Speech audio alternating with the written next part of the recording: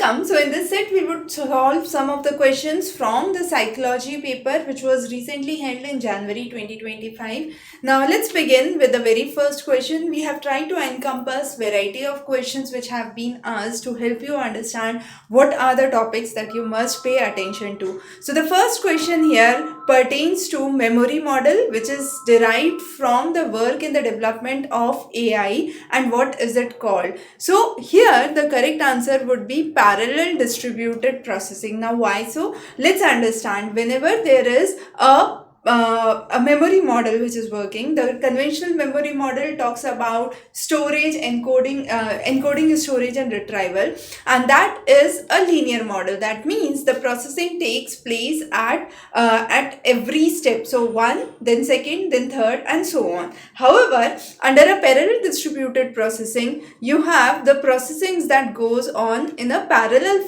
fashion, and this actually imitates, we could say, the real human brain. So there are three major concepts that are part of the parallel distributed processing, and that is firstly the representation of the information which is distributed, it is not local. The second is the memory and the knowledge of specific things are not stored at a single place, and thirdly they are distributed as part of the network. So it is a kind of mesh, we could say, for information which is created, and it's not a linear flow. The next is some of the major organizations in India which pertain to the field of psychology and the year in which they were established. So the Indian Psychological Association, which was established in 1925.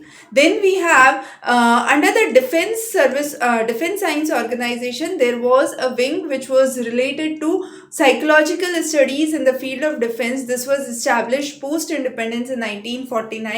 Then there is the Indian Academy for Applied Science, which mainly aimed to promote the psychological studies in India in 1962. NIMHANS, which was established in 1974, and this is one of the premier institutes for mental health and neurosciences in India. And finally in 1989 we have the National Academy for Psychology, and this was to help understand the academic excellence in the field of psychology. So those are some of the dates in which these organizations have been established. Now based on this you can have the correct match, so we won't be going into that detail here. The next is very important and very fundamental questions from basics of biopsychology, we could say. Now this talks about human spinal cord and the divisions.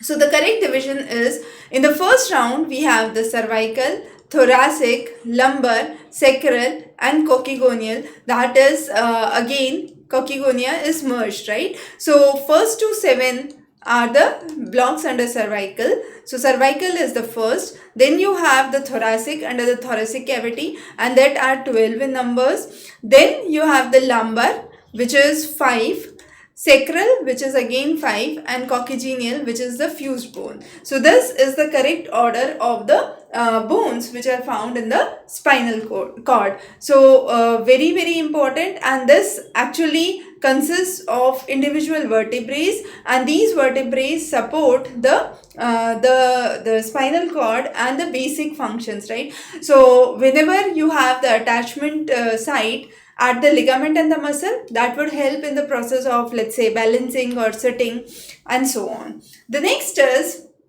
Dyson-Ryan's self-determination theory. It's one of the very important theories, because this theory is specifically linked to human motivation, both intrinsic as well as extrinsic. So when I say intrinsic, it's from within, what motivates you, and the external factors that motivate you. So both of these are part of the Dyson-Ryan's self-determination theory, also known as the SDT theory, and there are three important highlights related to it. First is autonomy, competency and relatedness. Now whenever there is a kind of spontaneous it actually says that person has all of the sudden interest in certain thing or wants to explore certain thing, but at the same time it also says that external constraints, if they do not suppress the person from doing so. Now internal motivation would always help in autonomy and bringing up consistencies. So these are fulfilled with greater engagement and persistence. Then there are external goals that need to be defined. So in this case, which of the following has been related to this theory? So definitely, as we said, there is all of the sudden inclination towards certain thing or an idea to explore. The intrinsic motivation focuses on autonomy and competence. So again, this is correct. And then there is a spectrum of intrinsic motivation which starts from the motivation itself. So if we look onto the graph here, a person who is not self-determined versus a person who is fully self-determined, right? So here you would have higher amount of intrinsic motivation.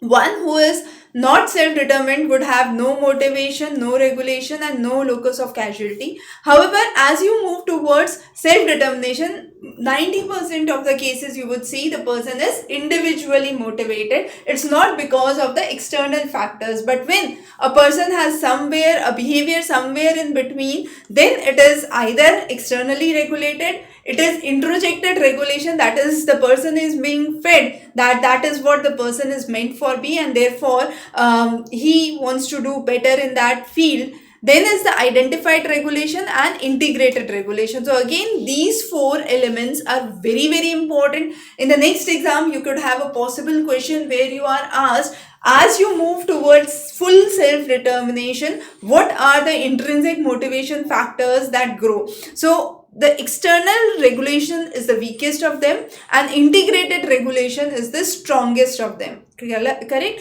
And finally, as you are fully self-determined, it would be an autonomous self-regulation rather than a controlled self-regulation, which is because of the external phenomena. So this was one of the major theories. Every time you have one of the questions from self-determination theory, so cover this very, very carefully.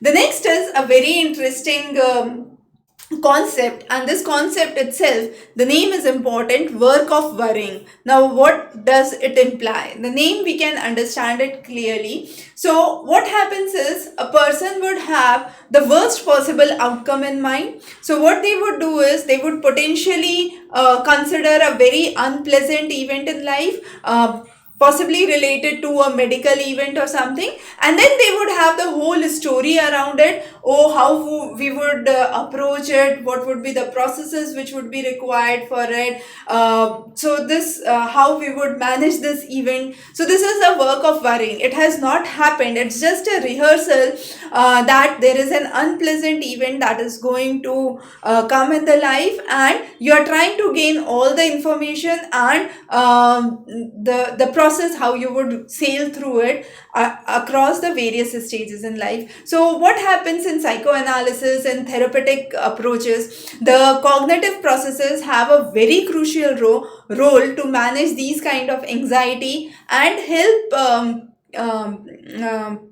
actually candidates work with various coping strategies. So this could be either suppressing the emotions, denials or acceptances, and then working forward for a mechanism which would help in better emotional regulation. So this is a very, very important concept, very, very popular these days in news, right? The next question that we would focus on is activation of hypothalamic pituitary adrenal axis results in the secretion of. Now this, which is known as HPA axis, has a very, very important role in stress responses. Now when it has a role in stress response, what happens? When the brain actually has a stressful situation, then the hypothalamus releases the corticotropin releasing hormone, and this helps to signal the release of ACTH, that is the adenocorticotropin hormone. Now this stimulates the adrenal corticals, and then it actually releases the catecholamines, and which help in mediating those stress responses. So catecholamines is one of the correct answers here, and this is how the signal goes from hypothalamus to anterior pituitary and finally to adrenal cortex. And if there is a negative feedback, it would move towards the hypothalamus again, but this is where the CRH is released and the ACTH is released across the flow. Correct? So again, a very, very important question. Now if you want to go through the complete coverage for the psychology content, we have the psychology postal course. You can refer this. So if you look onto the list of topics, you would see all the list of topics that have been covered and the kind of questions that are usually asked. If you want to practice the PYQs, here we have the set of PYQs which is actually given to you. So this PYQs includes PYQs starting late back from 2014 onwards. So you have a ample collection of questions which could be possibly practiced here. So wish you all the best. Thanks for joining in and have a wonderful day ahead.